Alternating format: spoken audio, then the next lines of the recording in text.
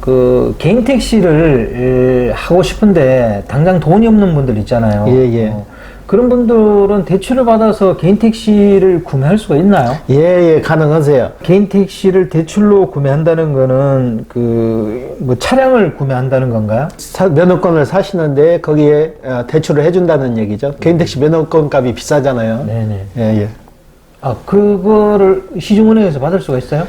시중은행 전체에서 시행하는 게 아니고 신한은행에서 시행을 하는데 신한은행에도 전체 은행에서 다 하는 게 아니에요. 네. 몇 개 지점에서 하고 있어요. 아, 여기 인천에는 그런 데가 있어요? 예, 인천에도 2군데가 있는데 미추홀 구청 안에 있는 신한은행, 네.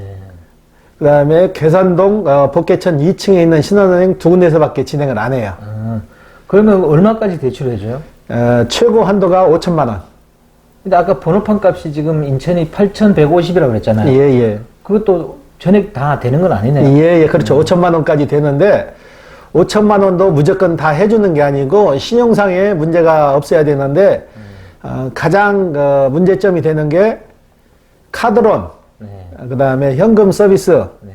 제2금융권, 3금융권에서 대출받은 거 이게 있으면 안 돼요. 그러면 또 차량 대출은요? 차량 대출은 일반 할부사에서 진행하는데 이거는 이율이 너무 비싸서 권하고 싶지가 않아요. 네. 이율이 뭐 26% 이 정도 되는데 이건 사채죠. 차량 대출을요? 예, 예. 아니, 신차를 출고시키면 아까 뭐 2.3%인가 뭐 이렇게 그건 된다며요. 신차. 아, 지금 얘기하신 건 중고차예요? 그렇죠. 중고차죠. 중고차 그렇게 비싸요? 예, 예. 그러면 돈 없는 사람들이 개인 택시 하고 싶을 때는 뭐 어떻게 해야 돼요?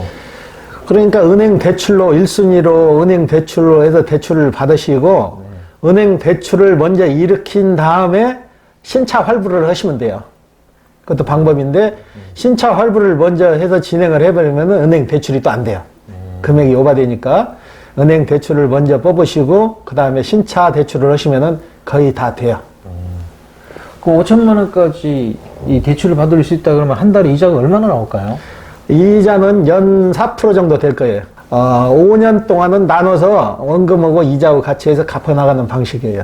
근데 그렇게 되면 상당히 부담될 것 같은데요. 그래도 그 시중에서 구할 수 있는 돈 치고는 이율 치고는 싼 거예요. 4% 정도면 연 4%니까. 아니, 그건 그런데 원리금 상환 방식이니까 예, 예. 그 한 달에 한 300만 원 벌면은 얼마 100만 원 돈 이상은 될까요? 네, 100만 원 돈 이상은 원금하고 할부금으로 나간다고 보셔야죠. 이자하고. 5천만 원에 대해서. 예, 예. 그게 또 차량 할부 또 끊으면 또 그것도 나가야 되잖아요. 그렇죠. 차량 할부는 전액 했을 때 1,710만 원짜리를 샀을 때 28만 원에서 30만 원 정도가 빠져나갈 거예요. 60개월 했을 때. 그러면 뭐 300 벌어도 거의 절반이 그 대출로 나가니까 이거는 뭐 이렇게 구입하면 바람직한 건 아니네요. 힘드시죠? 한 5년 동안은 진짜 막말로 뭐 나 죽었어 하고 일만 해야죠.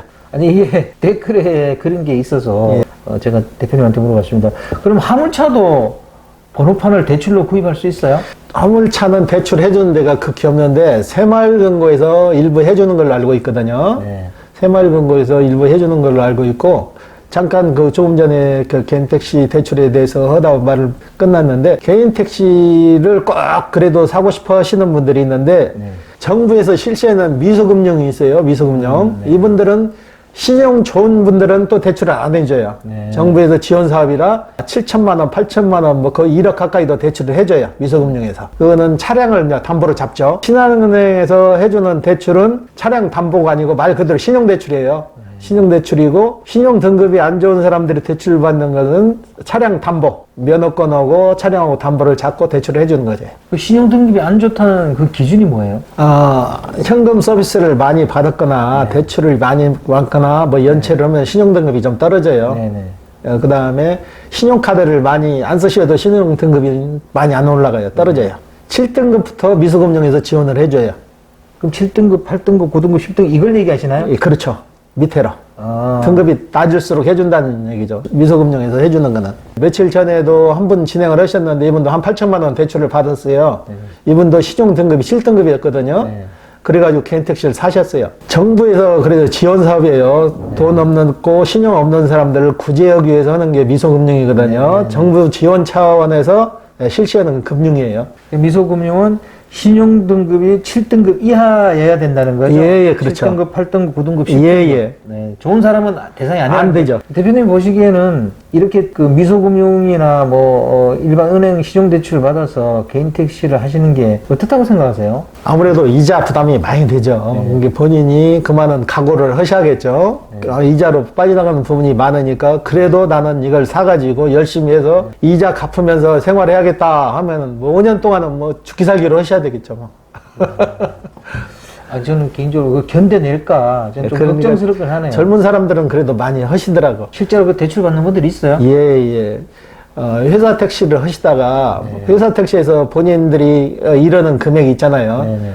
회사 택시를 했는데 내가 한 달에 뭐 400만 원, 500만 원 매출을 올렸다. 그러면은 대출을 받아갖고도 그 금액만큼 하지 않을까 해서 시작하시는 분들이 많은데 그런 정신 상태면 가능하시다고 봐요. 사실 개인 택시를 인터뷰하다 보니까 느끼는 게 젊은 사람들이 그 개인 택시를 구매해서 직업으로 가지기가 어려운 부분이 사실은 개인 택시 번호판 값 때문에 그렇다는 생각이 들더라고요. 예, 예. 금액이 어떻게 보면 빌라 한 채 값이잖아요. 네네. 그것 때문에 젊은이들이 개인 택시 시장에 진입하는데 장애가 되는 건 사실이죠. 예, 예, 맞아요.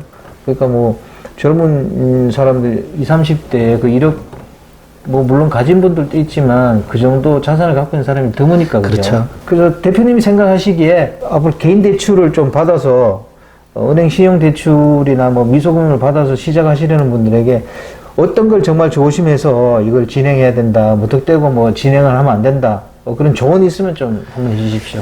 아무래도 은행권에서 대출을 받아갖고 시작하게 되면은 일단은 이자 부분이나 원금 같이 상환되기 때문에 일정 금액을 벌어야만이 가능하잖아요. 네네. 집에 생활비도 갖다 줘야 되지.